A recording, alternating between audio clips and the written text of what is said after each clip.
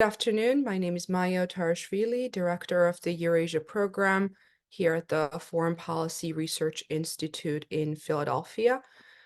Let's dive right in. February 24th will mark 2 years since Russia's full-scale invasion of Ukraine. In the 2 years, at least 10,000 civilians, more than 560 children have been killed, over 18,000 people have been injured. As of right now, we know that 40% of the Ukrainian population is in need of humanitarian assistance.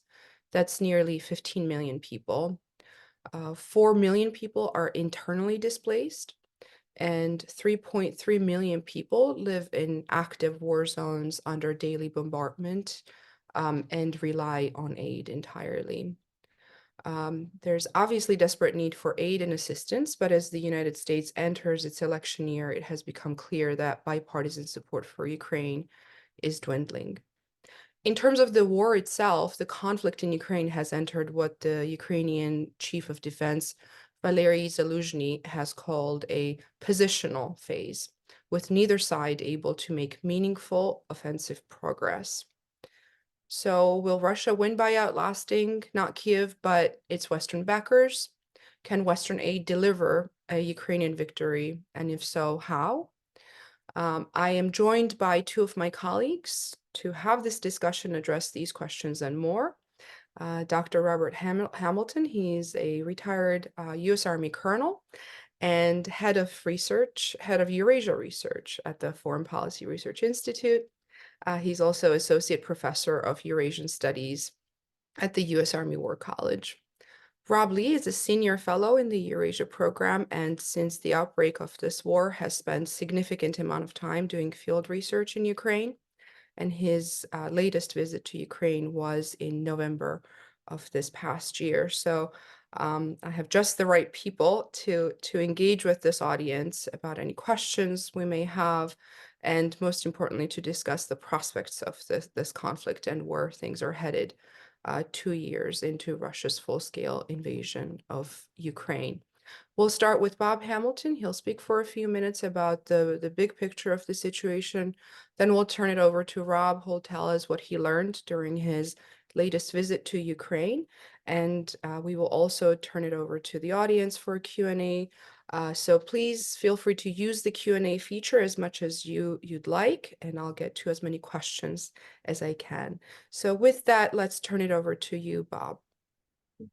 Thank you, Maya, and thanks to FPRI for the invitation for this event. So I'll talk a little bit about, I'll talk for about 10 minutes about what I see as the strategies of each side in the war, both initially and then as revised now, and then maybe go through in sort of a semi-random fashion some of the initial findings, initial insights from some of the research being done here at the U.S. Army War College on the war in Ukraine, some of mine and that of some of my colleagues. So starting with Russia, initially, Russia's initial war aim was to prevent Ukraine from escaping its geopolitical orbit. This war, it was in Ukraine, but not necessarily about Ukraine. So all the narrative of propaganda actually on denazification, demilitarization, is meant to obscure the fact that the actual fight Russia has, or the way Russia sees this fight, is with the West.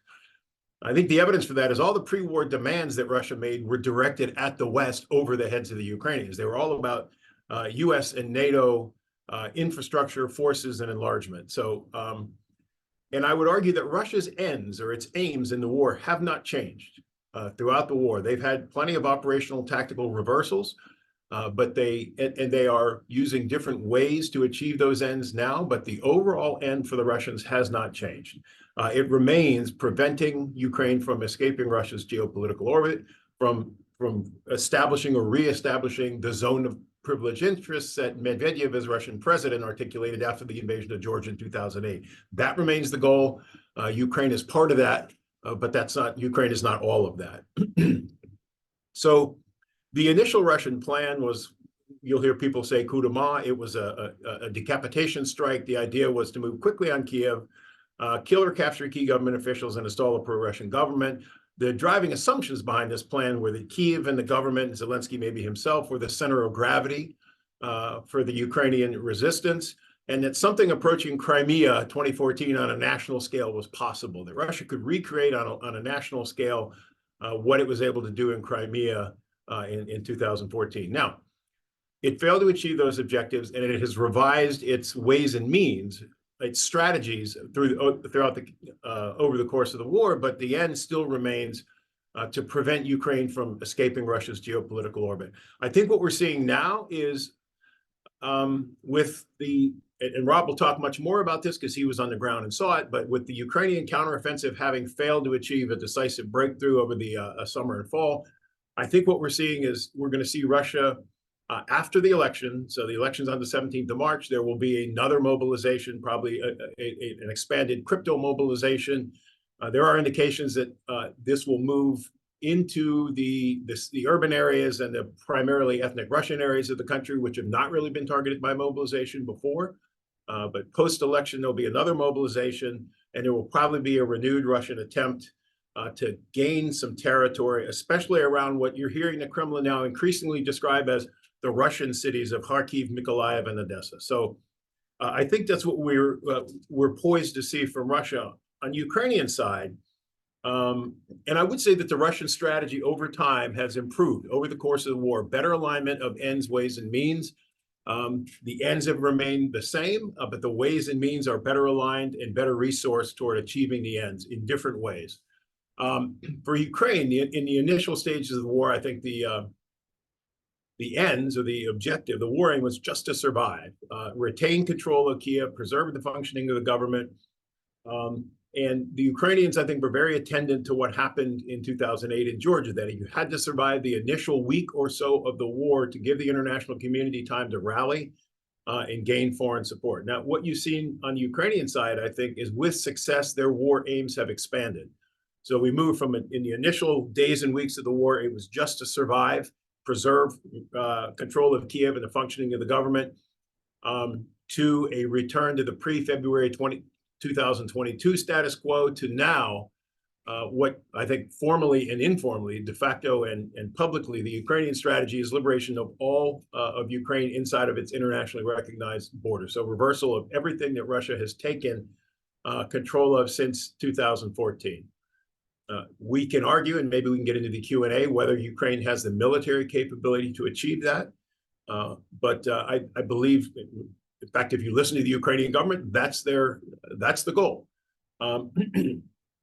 I think, and I'd be interested to hear what Rob thinks about this, but I think Ukraine has moved from a strategy that initially privileged liberation of eastern Ukraine, the Donbass, and the 4 provinces that Putin annexed, Donetsk, Luhansk, Zaporizhzhia, and Kherson, ejecting Russia from those provinces and then dealing with Crimea. I think it's now flipped on the Ukrainian side. I think they've decided to do what they can to make Crimea untenable, and then talk about, or then deal with eastern Ukraine. Okay, I'll transition here to just, I'm looking attendant to the time and staying inside of my 10 minutes. Maya, you mentioned General Zaluzhny, his positional war statement. I think if Ukraine's Western partners are looking at what to provide Ukraine, you should look at what Zaluzhny says he needs, right? And he wrote an Economist article. He's done several interviews. It's air power, including drones. It's electronic warfare, because we're seeing the Russians have improved their EW capability significantly over the war. It's obstacle breaching. It's counter battery fire, especially, so counter artillery fire. And then reserves, which is something really only Ukraine can handle. But the reserve issue, Ukraine has to deal with itself. But the other 4 of those 5 are things Ukraine's Western partners can help with. All right, some lessons I would say for Ukraine's Western partners. I'm a little worried sometimes when I hear senior military leaders in Western militaries and senior policymakers say, well, these are 2 second-rate armies fighting. We don't really have a lot to learn from this war. I think that's very misguided. I think it's actually dangerous. I paraphrased Trotsky on this subject a lot, who said, you may not be interested in war, but war is interested in you. I would argue that we in the West may not be interested in grinding industrial age attritional war, but grinding industrial age attritional war is interested in us. We may not get to fight the type of non-contact war, which frankly the Russians thought they were going to fight, We may not get to fight that war and use our exquisite technologically advanced systems in ones or twos or dozens. We may find ourselves in a positional trench warfare type of fight where it's artillery duels, it's long-range rocket and missile strikes, and the combination of persistent surveillance and long-range precision fires makes large-scale mechanized offensive maneuver very, very difficult.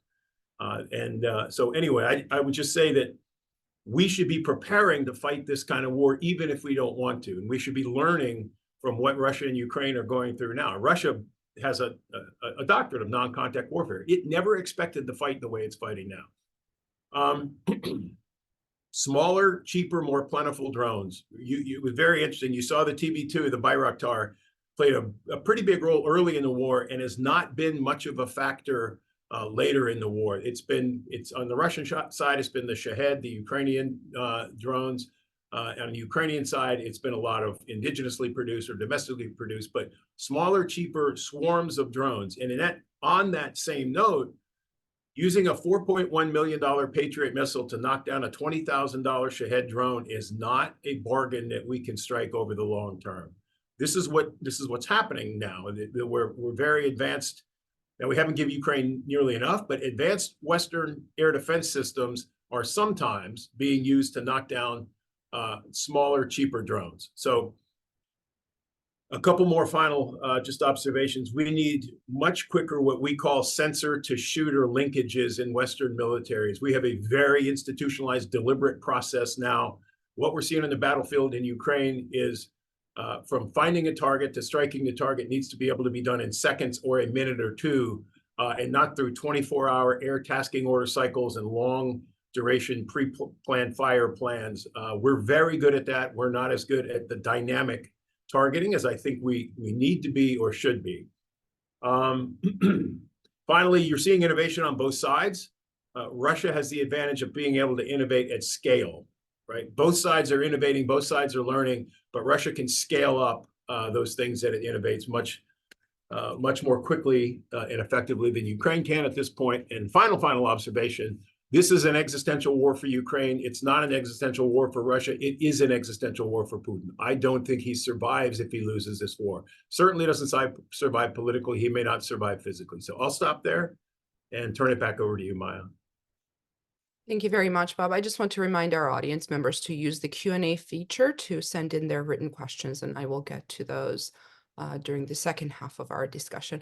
Rob, let's turn it over to you. You were just in Ukraine in November. What did you learn about the prospects of this conflict? Sure. Thanks for having me. So it's probably good to go back to 2022 to talk about what happened in 2023 and to talk about what the future looks like. And I have an article coming out hopefully this week that kind of talks about this.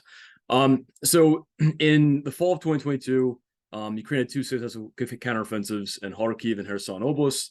I think when you look back at what occurred, a lot of people looked at 2023 and thought that Ukraine would be able to build upon that, maybe in the same way, maybe it'd be more successful. The issue is that in 2022, when that happened, that was a pre-mobilization Russian army, and that the Russian military in Kharkiv, at least, and elsewhere, had not really prepared good defenses. They really continued to underestimate the Ukrainian military and not prepared for a kind of eventuality where Ukraine might conduct a counteroffensive elsewhere than Kherson. And so in Kharkiv, we saw this, immediate breakthrough, and Ukrainian forces could exploit it quite dramatically. But Russian units there were at like 20% strength. Again, Russia was not mobilizing; they weren't getting enough volunteer soldiers to replace losses, and so they're facing a very degraded Russian force then.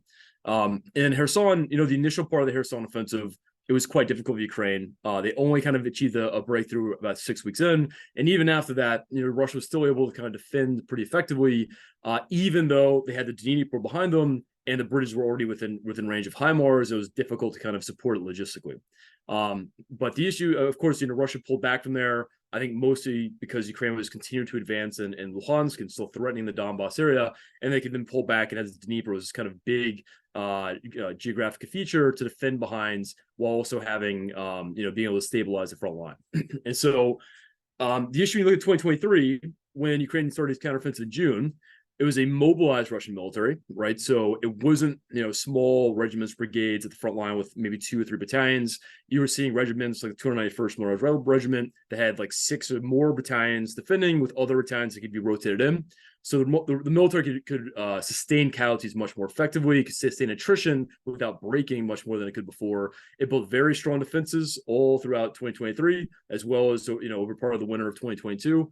Wagner played a very key role because right when the Russian military was reeling at the end of the fall, Wagner started to escalate its operation in Bakhmut, started using convicts in a larger way that forced Ukraine to send combat power to try to hold Bakhmut, which made it difficult for Ukraine to continue advancing over the winter.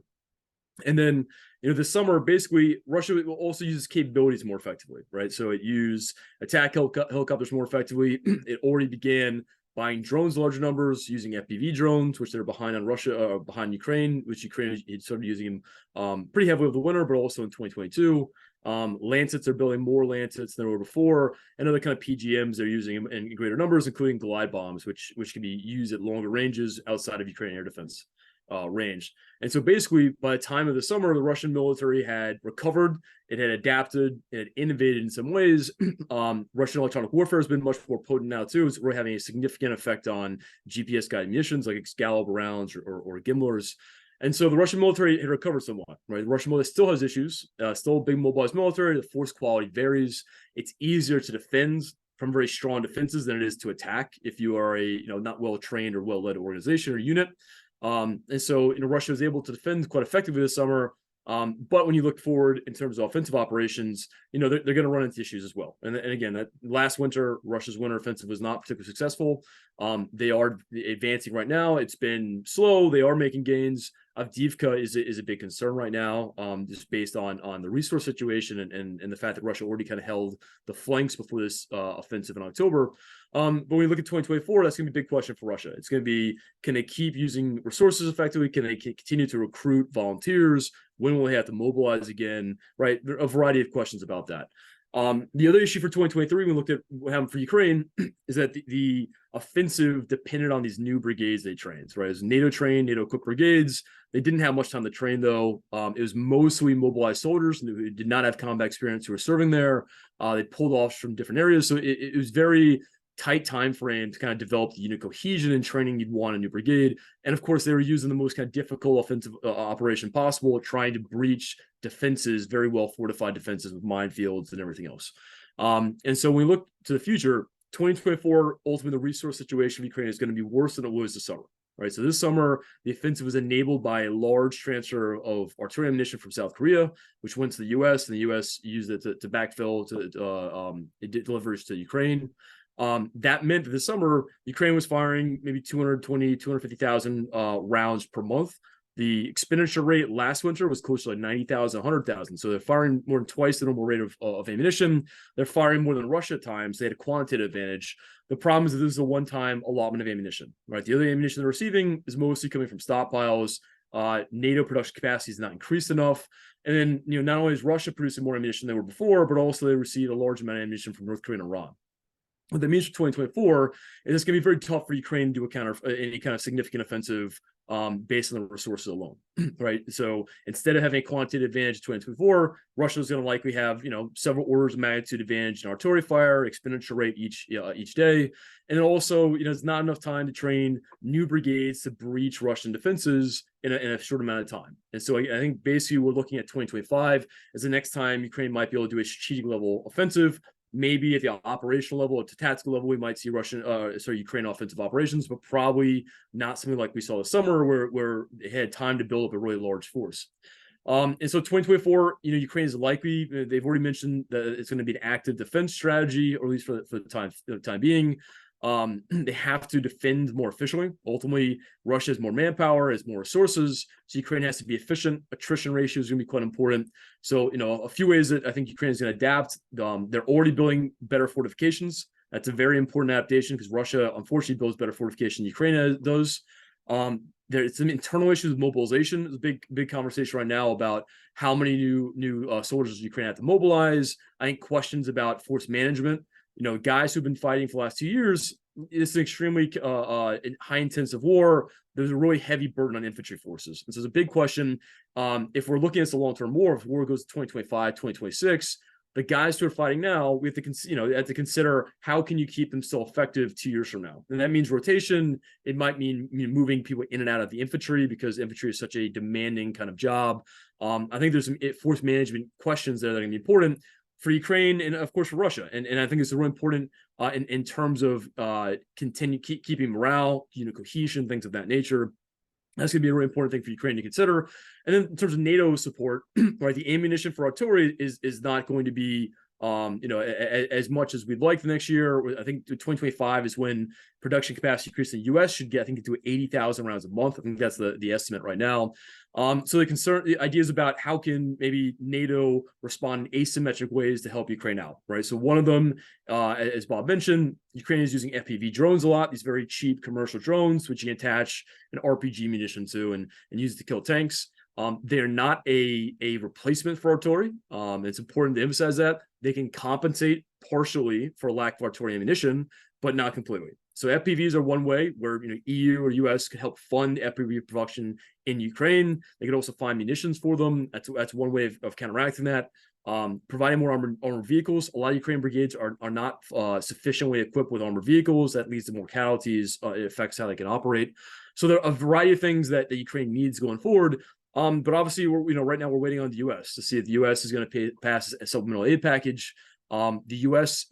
provides the majority of a number of types of ammunition to Ukraine, including artillery, including some air defense missiles. Without that support going forward, it's going to be very difficult because I don't think Europe can come in and compensate for that in the short term. So that's going to be a very big deal whether or not the U.S. passes the aid package. If it does, I think Ukraine will be able to defend effectively this year, as well as addressing some of those internal issues. But if they don't get the aid package, it's going to be a problem. And I think with air defense missiles, that could be the more pressing issue, given that Russia's aerial campaign is continuing. So those are some of the things to look forward to this year, next year. I think one of the big important things for Western countries is to treat this as an inflection point. Ukraine could lose this war. It is not a given that Ukraine will win if Western countries do not provide sufficient support. Russia's fully mobilized for this, or is mobilized defense industry. It's receiving support from North Korea, Iran, other countries. It may be able to leverage those greater resources unless the West responds in kinds. And right now, that's an open question. So, I think if the West does provide Ukraine with enough ammunition, other equipment, I think Ukraine will be able to hold back, at least for the time being.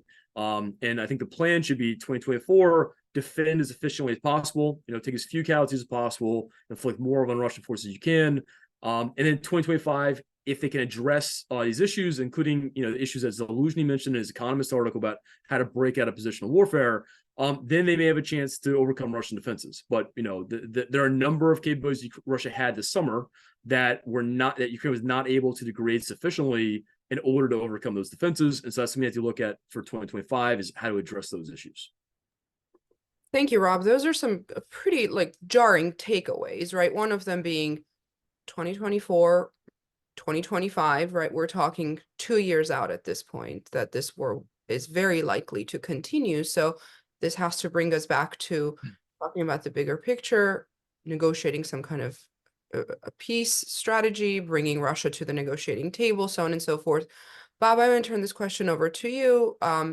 Just recently at Davos, Zelensky reiterates that what they're looking for is to agree to the 1991 borders, right? So Ukraine gets all of its territory back from Russia. So we have an audience question here that says, should Ukrainian maximalist aims of reclaiming every square inch of Ukraine, including Crimea, and for Russia to stand trial for war crimes, is that realistic?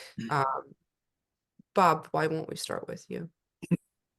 I guess I would start by saying I don't believe either side has the capability to achieve its maximalist aims through military means in this war, period, full stop.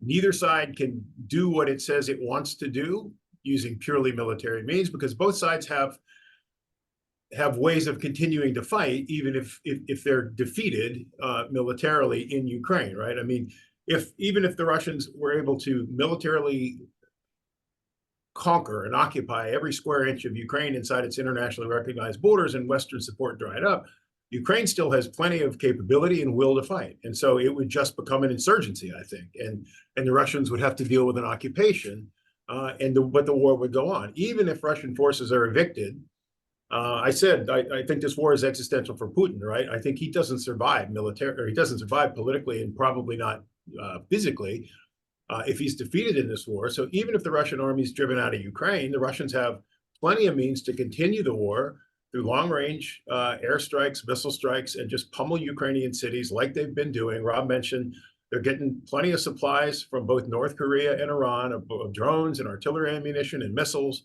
And so the war would continue. So my colleague Steve Biddle's doing some really good work on sort of the bargaining theory of war and war termination in Ukraine. The idea is that this war will end in a negotiated settlement, like every war really has ended in negotiated settlement. Even our unconditional surrender doctrine in the Second World War, we allowed Germany and Japan to keep some things, or we made some concessions, tacit, informal concessions, to gain their surrender. So this war ends in a negotiated settlement. I'm not in the camp that we should use our leverage to force Zelensky or force the Ukrainians to the bargaining table, because neither side right now believes it has more to gain by talking than it does by fighting.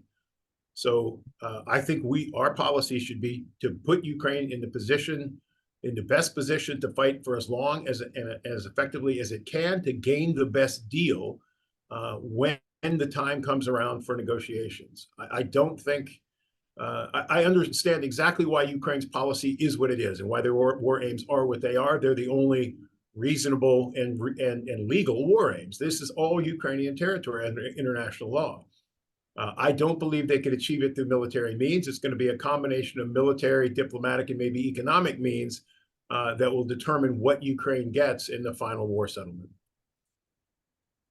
You mentioned that Putin cannot survive a loss. What specifically, what would constitute that loss? What would be the decisive Russian loss in this war? Well, I think the ejection of the Russian military from inside of Ukraine, combined with Putin accepting that he is lost and stopping the fight, stopping the war. If the Russian military is ejected from Ukraine, I think Putin can say, look, we're going to continue to fight. We're going to win this war. We can outlast the West. We lost plenty of territory in the opening days of the campaign against Nazi Germany in the Second World War, and we ended up victorious. We'll be victorious here. That's his incentive, to continue to fight. Accepting a loss, that's why I say the Ukrainians probably don't have the capability to win the war through military means, because the incentive for Putin is to continue to fight with all the means he has available. And I think he will, because it's a matter of personal survival for him. Rob, I'm going to turn this over to you, the same question, but I also want to add one more. You spend a lot of time with people on the ground, people who are fighting every day in Ukraine. Based on what you understand, how much would they be willing to ever accept any kind of a compromise, a negotiating settlement that is less than that maximalist aim? So I don't want to speak for Ukrainians here. I think, I mean, look, if neither side can overcome the other side's defenses, right, and exhaustion sets in from attrition, from everything else, right, that's how it may end, right, where there's a good negotiated settlement because neither side can achieve its greater aims, and basically defense is too strong. And one of the issues too is, as the war goes on, attrition has been high. It means both sides have lost a lot of leadership. That makes it more difficult to do offensive operations, right? Relying on kind of less well-trained units, and that becomes kind of quite difficult. In terms of how the war ends, right? I mean, I think Bob very well may be right. I think, I think it's always important to emphasize the amount of uncertainty there is, right? So I think it's very difficult to predict things more than 6 months in advance, because so many things can occur that you can't see coming. And in this war, Ukraine is very dependent on foreign aid. Russia is too. And that means, what will foreign aid look like in 2025? I have no clue. Will Western countries stay together? It's going to depend on some big elections this year, next year. It's a lot of variables kind of throw in there. So all of that would be very key factors in how this war ends and what the kind of ultimate, terms look like. I think Bob is right. I don't think Russia has reduced its aims. So they're still maximalist in nature. I think we talk about this reporting about, whether there's negotiations happening. I think Russia still wants a capitulation, right? And so Ukraine is still resisting that for good reason. And so I don't think that there are great conditions for negotiations right now. And look, of course, for Russia, if Russia thinks that it gains long term, or it can just start, restart the war a year from now or 2 years from now. They very well may do that. So the question for war termination is, how can we get Ukraine to a position where they can end the war in terms favorable to Ukraine, in which Russia's not going to reinvade and will stop bombing their cities going forward, right? And so, and look, one of the issues here is that even if Ukraine takes back all of its territory, Russia can still keep, doing missile strikes against Ukrainian infrastructure. Both sides have to kind of determine when the war ends. So, I think the issue is that this war's probably going to go on for a while longer, right? It doesn't look like Russia's ready to break anytime soon. Ukraine's not ready to capitulate, obviously. Ukraine wants to take back territory, and that's really important. And again, keep in mind, a lot of there are Ukrainian soldiers who are fighting, and their family members are in occupied areas, right? So in Kherson and Donbass, elsewhere, and some of them talk to their family members who are in those areas, right? That's a very important kind of morale factor. And of course, for Ukraine's leadership, for them to say, well, we're not going to try and take back this piece of territory, right? That can be quite damaging if they're Ukrainian soldiers who are that is what they're fighting for. So I think it's very, very difficult to kind of reflect on that. But look, ultimately, I don't know how the war's gonna end. I think again the war will go on probably for another year or 2 years or more longer. What do the conditions look like in 2025, 2026? I'm not sure anyone can predict that effectively, but I do think it's gonna be difficult for either side to overcome the other side's defenses, right? As long as they each have enough manpower and ammunition, right? So maybe something could happen. Russia's economy may run into greater issues going forward. If Western countries stop backing Ukraine properly, that could be, that could lead to a decisive change in the war. But right now, if Ukraine doesn't get ammunition, right, next month or two, if the U.S. does not pass some kind of aid package, Ukraine could very well lose, more territory and be put in a much more difficult position.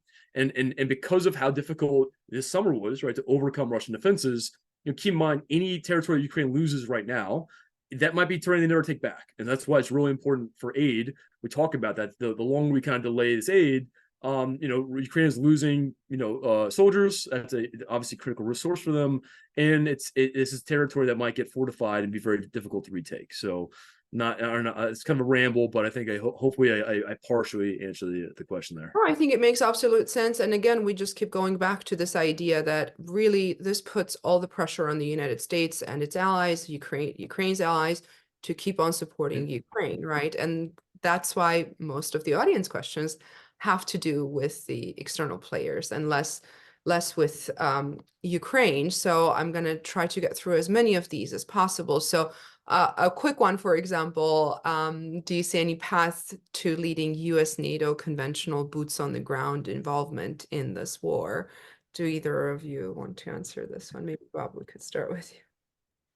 I mean, a Russian attack on a NATO member, right? A deliberate Russian attack on a NATO member, say Poland or Romania, one of the ones bordering Ukraine, and at the forefront of supporting Ukraine, which would be a deliberate escalation that Russia knows would bring NATO into the war. Russia's been arguing since day one of the war that it's fighting NATO, not Ukraine, right? I really see that as the only likely path toward escalation that would draw NATO into the war directly, or the U.S. into the war directly, is a deliberate Russian attack, conventional, sort of kinetic, not cyber, but attack on a NATO member. I want to combine the next two questions. One says, one of the way Iran is able to circumvent sanctions on science and technologies through swarms of Iranians and Iranian diaspora to source technology.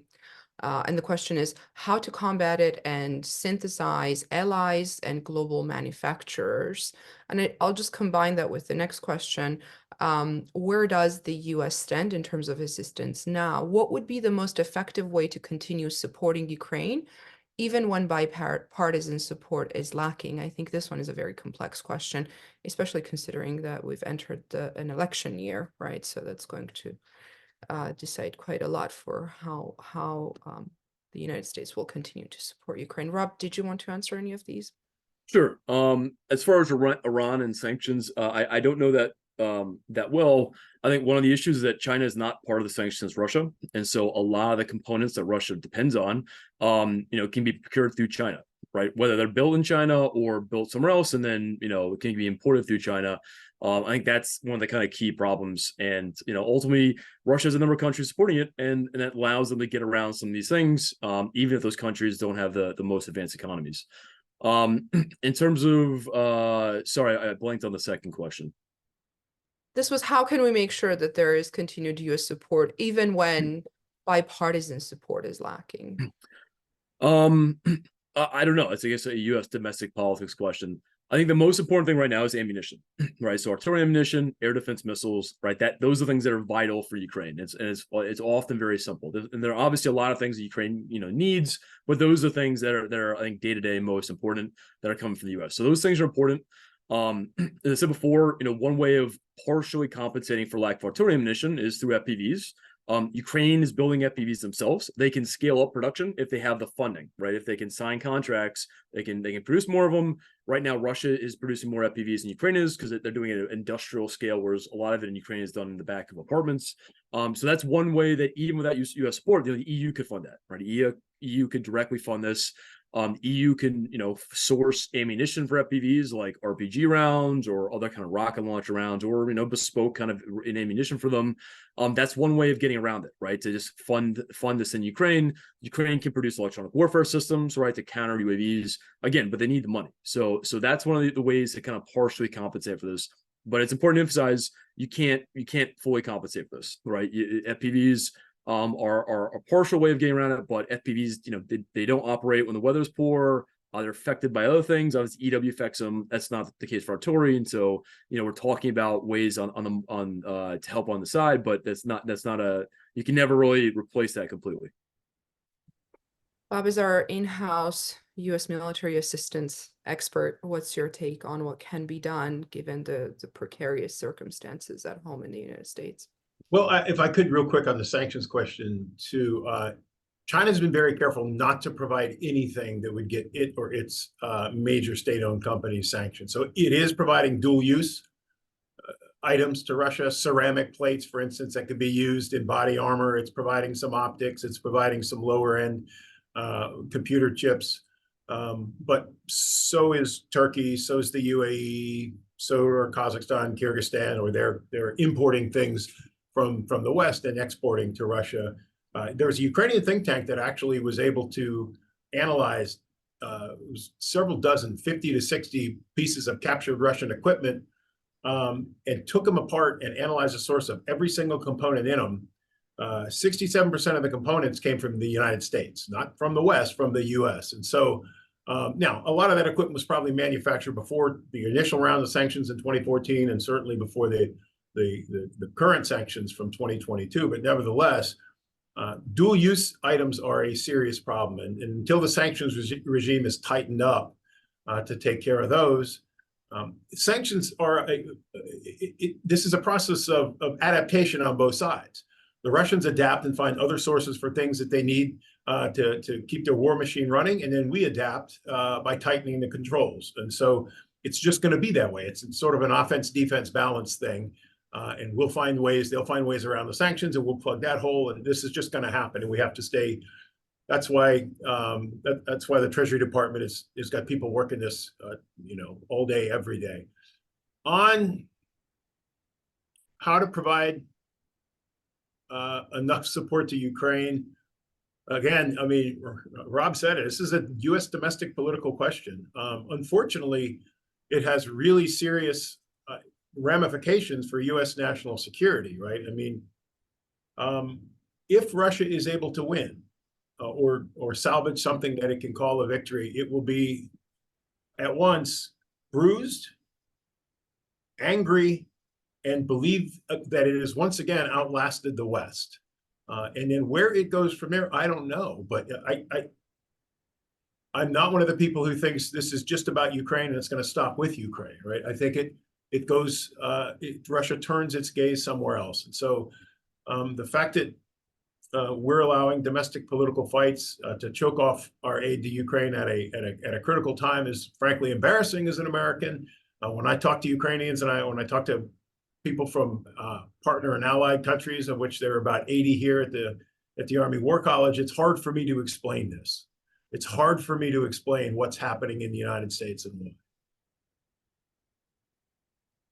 Thank you, Bob. I have a question that came in directly for you. Should the Ukrainians have sought to split the Donbas in half, secure the region south of Bakhmut, and then roll south to Crimea rather than press their counteroffensive across the entire front? I'll say a couple things, and then I'd actually like to turn it over to Rob, who's been there and been on the ground and has probably the best tactical and operational perspective of anybody. But this is what the U.S. advised. The question implies what the U.S. advised Ukraine to do. Not necessarily exactly that, but to focus the counteroffensive on a couple of key areas and not attack across a 900-kilometer front. So I think in retrospect, the U.S. advice was correct. There were probably political reasons that the Ukrainians chose to do what they did. But it's also true that, as Rob said earlier, the Russians had by this point almost a year to develop obstacle belts that were 3 to 12 miles deep, that were integrated with persistent surveillance in the form of drones and long-range precision strike that was always going to make an offensive difficult. It's also true that Ukraine launched a counteroffensive without air superiority, something no NATO army would ever do under any circumstances. And they were forced to because they didn't have the air support from their Western partners in time to integrate it into the counteroffensive. And so let me just say that and turn it over to Rob for his thoughts here. Sure. So, Bob, as you said before, right, Crimea is, that is the goal of the Ukrainian operation right now, right? I think they see Crimea as the, key piece of terrain. If they can threaten that, make it untenable, I think that's their view of how they get to victory, right? Not just thinking about terrain, but Crimea is kind of a specific point. And so folks in the south makes sense, right? This offensive, it wasn't across the entire front, right? There was 3 axes of advance. One was from Orihov, south of Orihov and Zaporizhia. The ultimate goal was Melitopol. That was the main effort, the main axis of advance. The second was Velik and Vasilka, which is in some of the Donetsk Oblast. And the goal there was Berdyansk, get to the Sea of Azov, that direction. And the third was Bakhmut. And Bakhmut, it's not clear what the ultimate goal of Bakhmut was. Obviously, it could perform a fixing operation. You take back the city, but it wasn't clear what you get beyond the city, right? And the city itself, has been destroyed and it's in low ground. So strategically, it's not as helpful. So the issue, I think the criticism for the U.S. side is about how the resources were allocated. So Orihov was the main effort, but if you look at Bakhmut, you might be surprised to hear that because Bakhmut had a significant amount of resources devoted to it. A significant amount of artillery ammunition was devoted to it. Some of Ukraine's best brigades, right? Most of a lot of good experienced brigades, like 3rd Assault Brigade was committed to Bakhmut. You had new brigades committed in the south. And so there are a lot of questions about whether or not that's the proper resource allocation. Personally, I think focusing on Orihov more would have had a better chance of success because ultimately, when you try and advance in multiple directions, you have to get a breakthrough. If you don't achieve a breakthrough, then you're only making gradual, highly attritional and cost advances. It's all about achieving a breakthrough somewhere, which you can then exploit. And that's what matters. And so, the issue is that Velik and Vasilka, they pulled back from that after, I think, 2 months and started moving those forces around. But Bakhmut, Ukraine continued to kind of try to do operation on Bakhmut the entire offensive, even back into September. There's a question whether or not they should have committed on one axe advance at some point and just said let's go for it. And of course, for the Orihov direction, Tokmak was the minimum goal, right? That was the first city they wanted to get to. And strategically would have been critical for the overall war. I'm not sure, but it would have been a noteworthy kind of gain, right? It would have been noteworthy thing to achieve in this offensive, but ultimately Ukraine was not able to get to it. So the question is about how they apportion resources overall. I think Bakhmut was overly weighted compared to its importance. I think they should have committed additional units to Orihov if that was the real main effort, a priority. But look, we're saying this in hindsight, and I think it's always important. Wars is always uncertainty. You never know with the full situation. You never know how the enemy's the enemy gets a vote. You never know exactly how they're going to make decisions they'll make. Bakhmut, right when the battle ended in the end of May, Russian forces were actually quite vulnerable there, right? And Ukraine did make some gains around Bakhmut. And in May, early June, they had success there. I think the question is whether or not they should have rebalanced from Bakhmut in June or July and moved Lviv and made that the priority. But look, it's counterfactual. Even if they had done that, I think Melitopol is not achievable. I think Russian defenses were just too strong, and Russia is too big of a force. And as Bob mentioned, there are other capabilities. Maybe we could provide attack comes before the offensive, right? Maybe some other things that could have helped out. But ultimately, I think Tokmak is probably as far as they could have gotten to if everything had gone to plan. But I think, getting to Sivasov was just too much, unfortunately. Rob, thank you so much. So we're getting quite a few questions from the audience, and I want to make sure we get to as many of them as possible. So forgive me, I will start shortening some of them.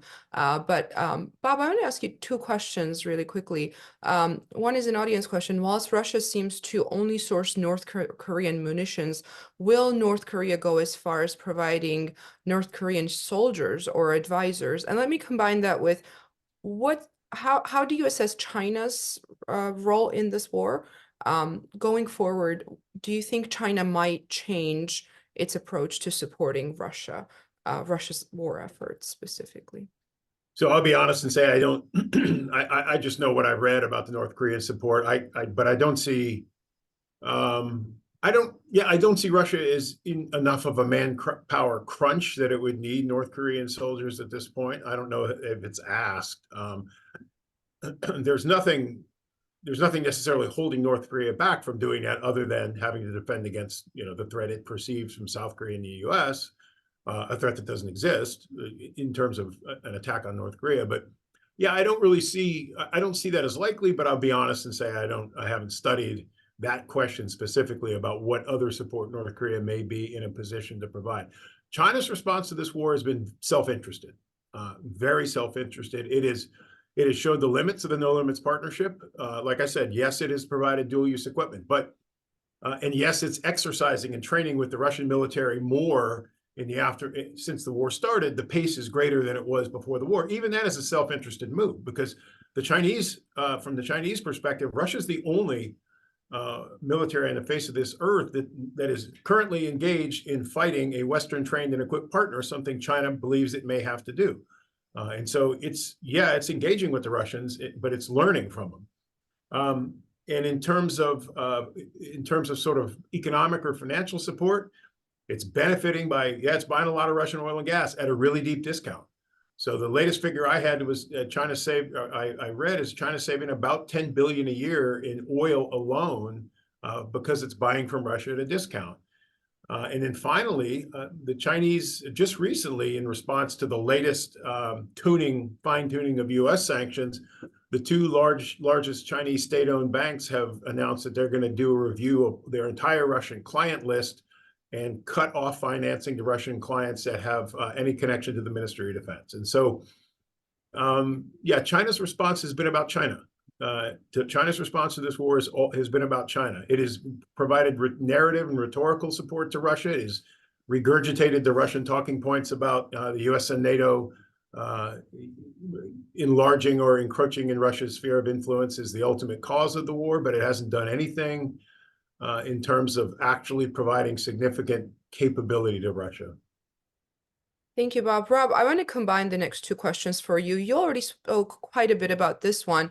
How crucial is military production in this conflict? If Ukraine ramps up its productive capabilities sufficiently, can it wear Russia down in the long term? And what you think of that. But you already spoke about that quite a bit. Let me combine that with the next one. What are the prospects for Russia's winter offensive? Is it possible that they will capture Avdiivka or make significant advances elsewhere? Could they sustain those advances through the summer? What would be a best case, worst case scenario for Ukraine by the year's end? So look, it depends on the U.S., right? So I mean, right, there's kind of two different scenarios here. One is where U.S. passes supplemental aid package, Ukraine gets ammunition, for the next year, and one where that doesn't happen. If that does not happen, right, the situation could be quite difficult for Ukraine, right? And Russia could make some serious gains, and it could put Ukraine in a very difficult position. I think if the aid package passes, and if Ukraine fixes some issues with mobilization, they mobilize more soldiers, they train them, they rotate units better, they build better fortifications, I think Ukraine can hold pretty effectively in 2024.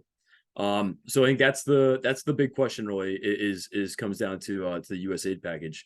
Sorry, I'm blanking on the questions again. Can you repeat them again? The other one was about the possibility of a Russian winter offensive. Yes. So I think that's So Avdiivka is looking. The situation is pretty difficult the last few days. Russian forces have made some advances into the city itself. It's not clear if that is a if they have a foothold or whether or not they can get pushed back. I think look the problem right now is that this Ukraine continuous summer offensive I think a little too long and probably overextended itself. They ran low on infantry units. And that meant right when Russia began its offensive in October, Ukraine already had kind of stretched forces. And then that was exacerbated by this U.S. funding issue coming at the same time, where U.S. ammunition deliveries are already going to decrease this fall, but they've decreased more than they expected, right? So Ukraine could plan, in advance, expecting more ammunition to come, and now that's been curtailed because of U.S. domestic politics.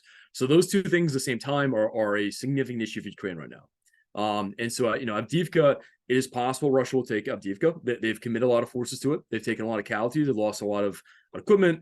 But if they continue advancing and Ukraine just doesn't have the units or the ammunition available, right, they can potentially kind of grind out a victory there. And look, the other problem is that there are only a couple roads that go into Avdiivka. Russia, those are already under artillery fire, but also FPVs, these kamikaze drones, they can range all these roads. So anytime you drive in, there's a threat to you from these drones. That's a significant problem. And that was a problem in Bakhmut last winter, not with FPVs, but the fact that the MSRs were under direct fire range. So, it is an issue. In terms of the rest of the winter offensive, it depends on ammunition, the issues I mentioned before. I think if all those things are addressed, I think Russia will probably make some gains, but they will not be able to achieve a real breakthrough. But if Ukraine doesn't get that ammunition, the situation could be much worse. Thank you, Rob. We have a question here that I think is very relevant. One aspect of the conflict that does not seem to get adequate attention is evaluation of ground combat at different levels. At what levels do Ukrainian units excel? At what levels are they deficient? And how does that apply to the Russian army side? I want to point everyone's attention to our website, fpri.org, where so many of our experts, including Rob Lee, Phil Vasilevsky, Bob as well, have written about this quite a bit. Lessons learned from the war, the weaknesses and strengths on the Russian side and the Ukrainian side. But anyway, Rob, maybe you would want to answer this one really quickly. Sure. So Ukraine mostly operates at the company level. And so this summer, the offensive, one of the issues they ran into is that we had multiple companies conducting assaults, but when you're talking a brigade offensive operation, it's not multiple battalions at a time, it's multiple companies, right? Maybe 2 or 3 at a time. That's what the brigade can kind of resource and kind of coordinate. And so because they've struggled to do operations at the brigade level and multiple battalions operate at a time, it makes it more difficult to do kind of combined arms breaches, kind of combined arms operation and kind of scaling effects. At the company level, I think they do better than Russians. I think the platoon level as well. The issue though is if you're operating primarily at company or platoon level, you can only achieve so much, right? A breakthrough, you need to operate in large numbers, you need to build mass armor, and that was really difficult this summer. The Russians are doing battalion level attacks in Avdiivka. They haven't gone that well, right? And they've also adapted and kind of moved to more infantry style attacks, smaller level. Like a lot of times it depends on the terrain, right? It might be one piece of very defensible terrain that when one side can take it, that then sets conditions for additional advances. And so you just have to take that one strong point, however you do it. But it all kind of varies, I'd say. I want to combine the next 2 questions as well, but for both of you, can a largely defensive posture, even an active and efficient defensive posture, sustain a unified front in the West? So if Ukraine succeeds in what you described, Rob, which is that this defensive postures throughout 2024, would that be enough for Ukraine to garner continued Western support? And I want to combine that with Elena's question, which is incredibly important. How do we get the guarantee that the negotiated settlement with Russia will hold? How can we be sure that Russia does not violate in a month or a year? How can we be sure that the next target is not, for example, Warsaw? So it goes back to the West's role, right, and resolve. So, Bob, let's start with you. I guess I would say Ukraine has got to do what makes the most military sense, and then Ukraine's political leadership has to tell that story to Western donors in a way that they can understand and that garners continued Western support. Anybody who studies warfare will tell you, we'll talk about what we call the offense-defense balance. A combination at any given time in warfare, a combination of tactics and technology make either the offense or the defense the ascendant or the most favorable form of warfare. In Ukraine right now, we are the character of war is such that the combination of persistent surveillance and long-range precision strike makes the defense right now the dominant form of warfare. At some point, maybe in this war, through adaptation, a combination of technology and tactics may change that. But until it does, the Ukrainians, by trying to garner or sustain Western support with some sort of dramatic offensive move, is likely to be militarily a disaster for them, an absolute disaster. So I think Ukraine's got to do the militarily the most feasible and prudent thing, which is right now the defense has most of the advantages. Stay on the defense, except for where it makes sense, maybe locally, to go on the offensive. And then tell the story to Ukraine's Western partners, tell a political story that sustains their support. In terms of commitment problems with agreements with Russia, that's a huge problem. It's a huge problem, and I frankly, I don't know. These are the people. So I always say that the people who are pressing Ukraine to negotiate with Russians have never negotiated with Russians. All the way from local de-escalation agreements in Syria to the INF Treaty, the Russians have cheated on every agreement they've signed as soon as it is in their interest. So commitment problems, a credible commitment from Russia to abide by the terms of any settlement is going to be a problem, which means probably any settlement has to be externally guaranteed by someone. Rob, did you want to comment on any of this? Yeah. Can an active, efficient defensive posture stay in a united front? I don't know. That's a difficult question. I think, and Bob mentioned before, Russia's aims have not changed, right? Those aims are still maximalist in nature. They want to remove an independent, sovereign Ukraine. They want a full capitulation from Ukraine. And look, I think Russia thinks it's in a conflict with the U.S. and the West in general. And, we saw what they've done in occupied areas of Ukraine. They've forcefully mobilized those men and put them into meat grinder situations, right? Put them in the military, use them to fight.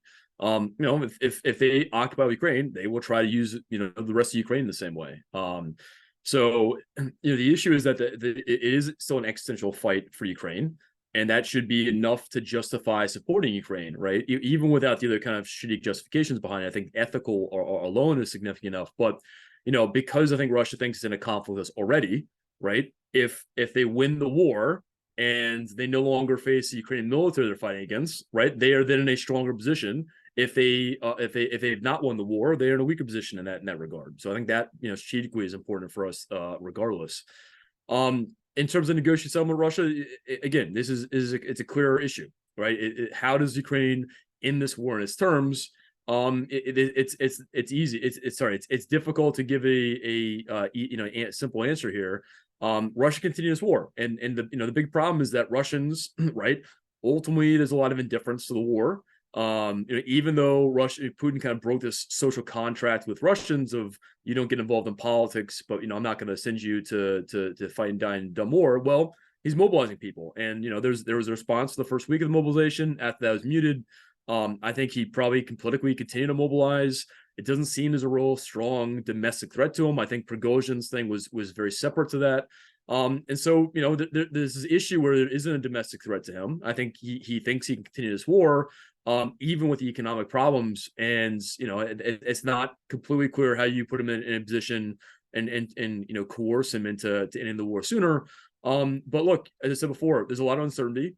I don't know what 2025 is going to look like. I have, no idea what 2026 is going to look like. Maybe issues develop. Maybe those become some systemic and fundamental problems for Russia long term. But I agree. I don't think there's great conditions for negotiations right now.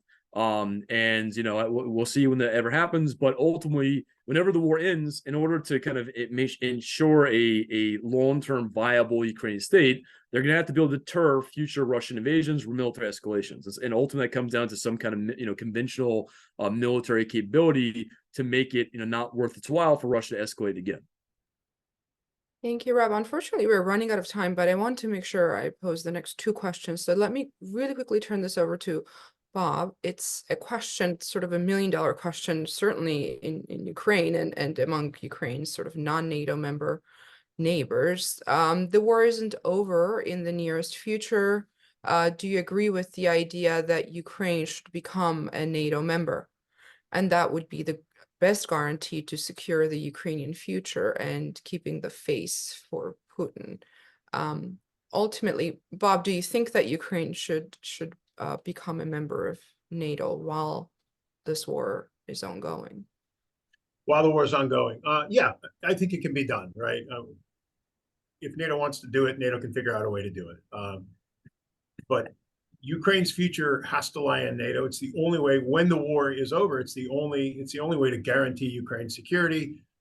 Ukraine has clearly met the requirements for NATO membership in terms of military capability. It would not be a liability to the alliance. And then I think in terms of its democratic credentials and the other requirements for NATO membership, it's done enough. Now, how you do that, how you bring Ukraine in, if you bring it in during the war, you have to draw lines on a map somewhere. And you have to say, this territory past this line is covered by Article 5, territory on the other side is not. And that's really what's kept NATO from doing something like that so far, is that the idea that it would incentivize Russia to try to test that line. But I believe Ukraine belongs in NATO, yes. Let me ask this last question to both of you. I think it's an excellent way to end this discussion for today. It's unfortunately unlikely that the US Congress will provide more military assistance to Ukraine this year. If you could address the American people, what would you say to them to convince them that Ukraine's military success is a matter of critical US national security? It seems that this argument has not been made to not only the American people, but to those in Congress who do not support US support of Ukraine. Rob, maybe we could start with you. Yes, I mean, it's a little bit what I was saying before. I think Russia considers itself already in a conflict with the US, with NATO. And I'm not sure Americans or other members of NATO understand that. They think that, that we're not in a kind of conflict, but I think Russia's leadership thinks that. And so Russia is going to push back against our interests elsewhere. I think we're seeing what they're doing with Wagner, whatever its final thing is becoming in Africa elsewhere. So the issue is right now Ukraine is fighting against the Russian military. If Russia wins this war, it will be emboldened, and it thinks it's already in a conflict with us. And it'll be in a strong position, and it can, right now there are economic problems caused by this war for Russia. It is diverting a lot of funds into defense spending that's not efficient, that could create long-term issues for Russia. But I think if Russia wins this war quickly, that could, basically they can minimize the strategic costs from this war if they do that. And I think it's in our interest to not give them give them a strategic victory in Ukraine. And of course, look, I think it's in our interest to continue having a sovereign, independent Ukraine and democracy. I don't think it's a good thing to occur for us to allow democracies get smothered out by authoritarian countries. And I think that's a pretty simple kind of an appropriate way of using security assistance. Thank you. Yeah, and I would agree with everything Rob said, and I'd add that just as a math problem, it's a slam dunk, right? We've given Ukraine since the war started about 44.2 billion in military aid, this only military aid. If you look at that as a percentage of the U.S. defense budget over the period of the war, say the almost 2 years of the war, it's about 3.2% of the U.S. defense budget. So by spending about 3.2% of what we spent on defense over the course of this war, we have helped Ukraine decimate the military of the country that, if you look at our national security strategy, national defense strategy, is the most acute militarized threat to American security. So if you just look at it that way, this is an incredibly good investment. It's some of the best money the U.S. government has spent in a long time.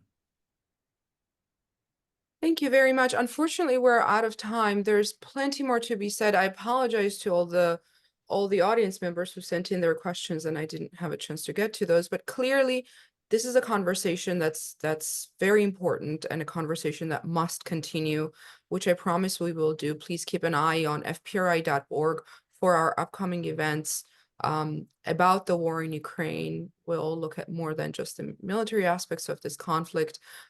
Please keep an eye on our Eurasia programs page at FPRI, where we cover the region extensively. If you're not already signed up for FPRI emails, please do so and support our organization. We will continue to do this work, and especially during the month of February, you will see quite a few discussions around the war. But for now, let me thank our audience members, and let me thank you, Bob. Thank you, Rob, for joining us today, and thank you for all the excellent work that you've been doing for FPRI.